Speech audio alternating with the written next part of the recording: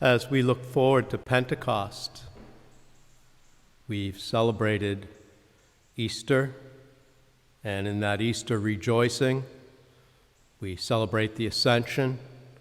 We recognize that the message that Jesus offers then, as now, continues to come to fruition. And as we look throughout the history of the church, that the Spirit has continually guided and assisted in difficult times and in good times.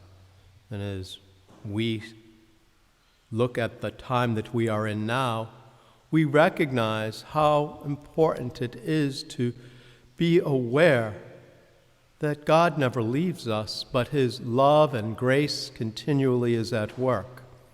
Today, as we celebrate the memorial of St. Philip Neri, it's one of those saints that we look towards in truly offering to us in our day, in our time, what are some of the charisms that are so important that Jesus presented to us, that the Holy Spirit continually imbues to us, that we might live out in difficult challenges and hard times. Philip Neri, when he was growing up, was known as Good Little Phil. He was cheerful, he was friendly, he was one of those people that as soon as you meet them, you knew you had a friend. And in that joy and in that peace, he continued to show that example by reaching out to people, whether it be the poor, the sick. Later in life, recognized in Rome that his attitude truly was one that helped others to grow, and they asked that he be ordained.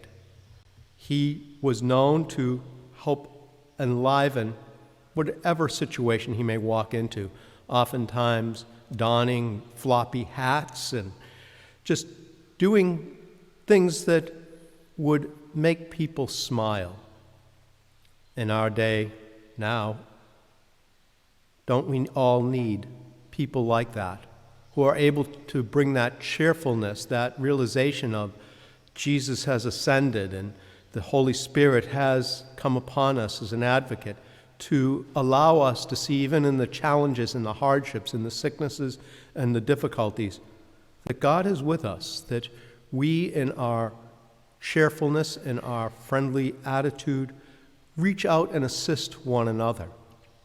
As we do so, we ask Philip Neri to continually intercede for us, that we might see in our lives how do we become missionaries.